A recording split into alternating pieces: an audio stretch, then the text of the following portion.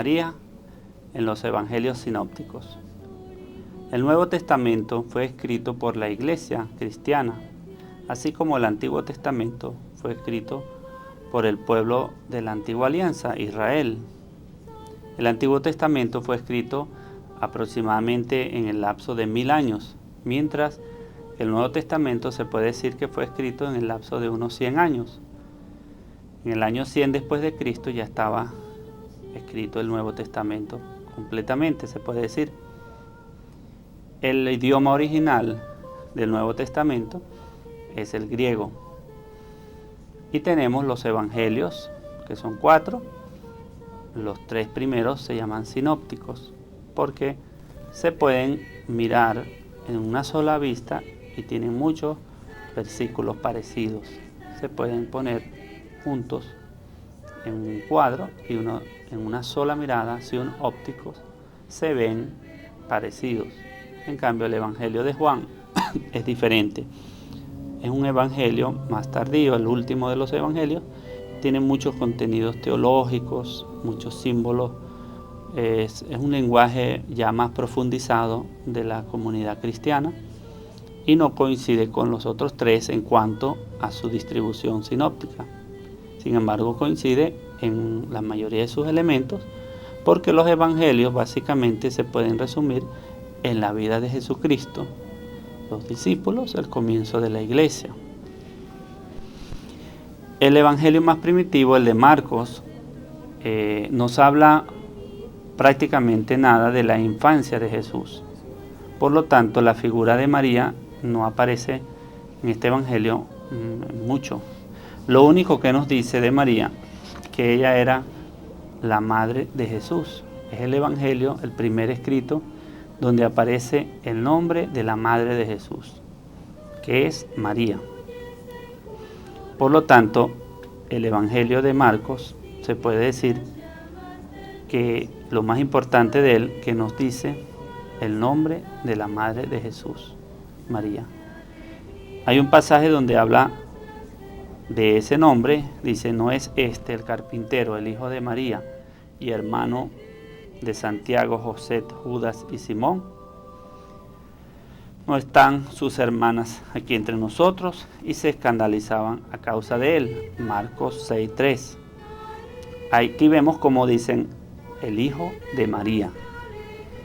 Es muy importante tomar esto en consideración, porque a veces hay personas que quieren afirmar que María tuvo muchos hijos, y nosotros como Iglesia Católica siempre decimos que María tuvo un solo hijo, que se llama Jesús. Y en la Biblia no aparece en ningún momento un escrito que diga el hijo Pepito, Luisito, Juanito de María, ninguno. Solamente habla el hijo de María, Jesús. Porque la Biblia en eso es muy clara. Cuando quiere afirmar algo, lo dice. Por eso en la Biblia no aparece en ningún momento los otros hijos de María, que se llaman así, asado, ¿verdad? Y aparece una expresión, los hermanos de Jesús, pero esa palabra sabemos que en el Antiguo Testamento, en el idioma pues de los israelitas, se utilizaba de muchas maneras, sobre todo para decir familiares cercanos, vecinos o gente que pertenece al mismo pueblo. Por eso tenemos que aclarar eso, eso está muy claro. Nosotros pensamos que María se dedicó completamente a Jesús, y después que Él murió y resucitó y ascendió, se dedicó completamente a nosotros, su pueblo, sus hijos. El Evangelio de Mateo ya es un evangelio más elaborado, escrito sobre todo para judíos que no vivían en Jerusalén, como era el Evangelio de Marcos. Un evangelio ya de los años 60, 70, después de Cristo. Y en este evangelio ya nos habla de la infancia de Jesús y nos dice que María es aquella virgen esperada en el Antiguo Testamento.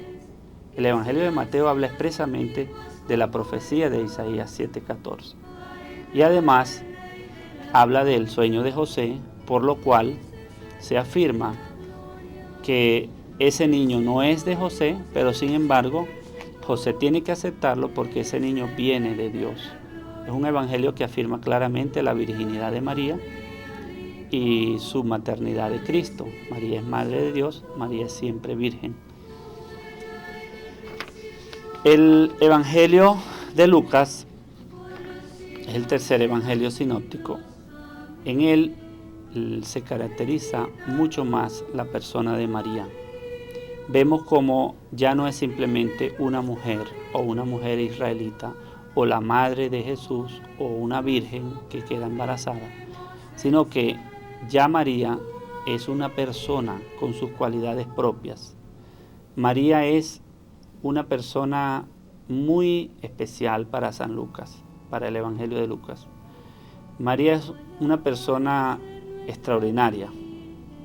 Cuando el ángel le anuncia a la Virgen, el ángel Gabriel, esa palabra tan maravillosa le dice: alégrate llena de gracia, el Señor está contigo.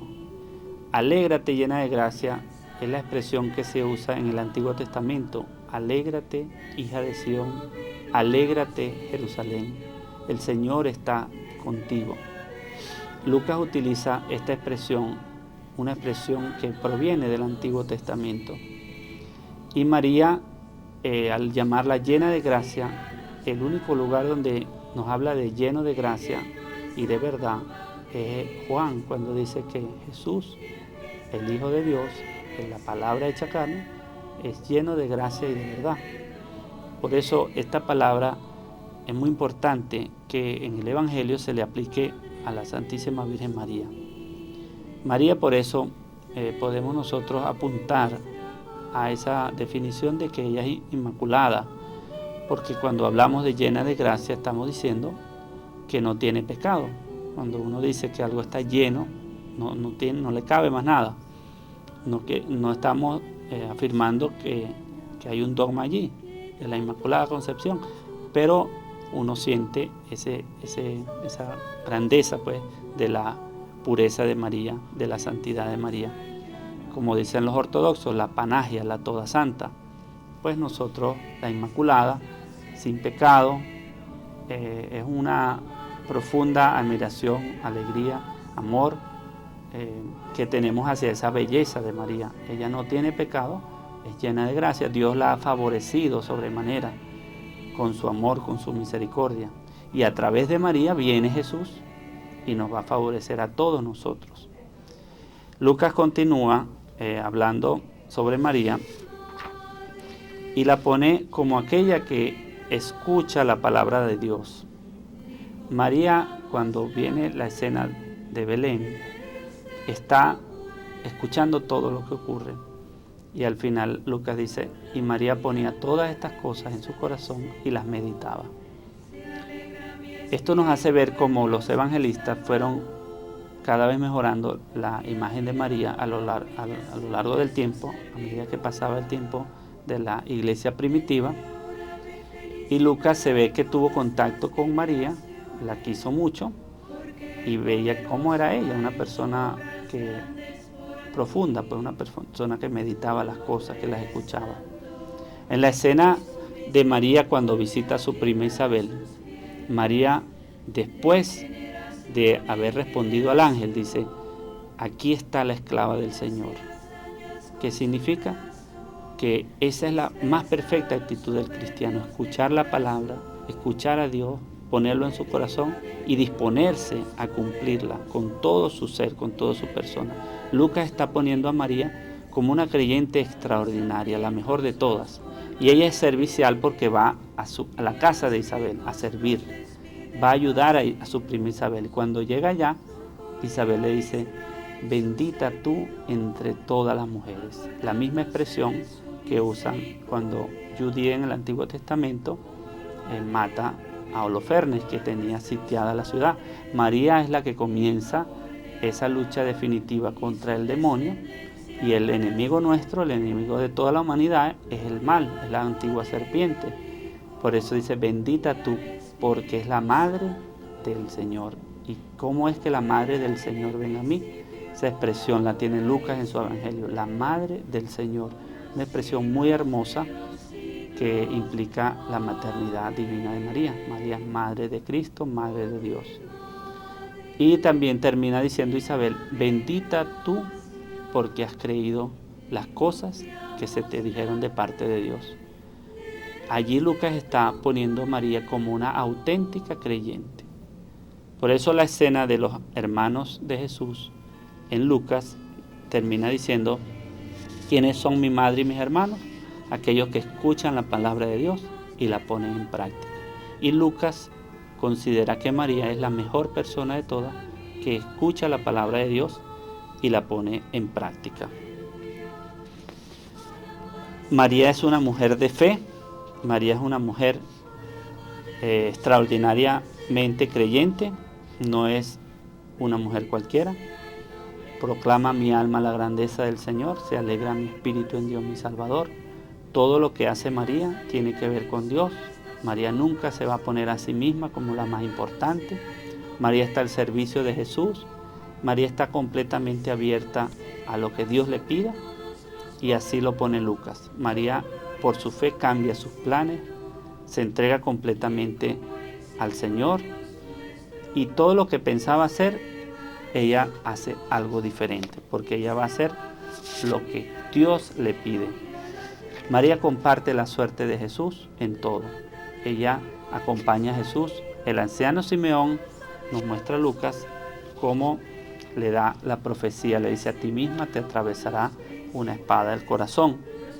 Y justamente en Lucas 2, 34, 35 vemos esa suerte de María. María nunca deja a Jesús, siempre está con él, hasta en los momentos más difíciles.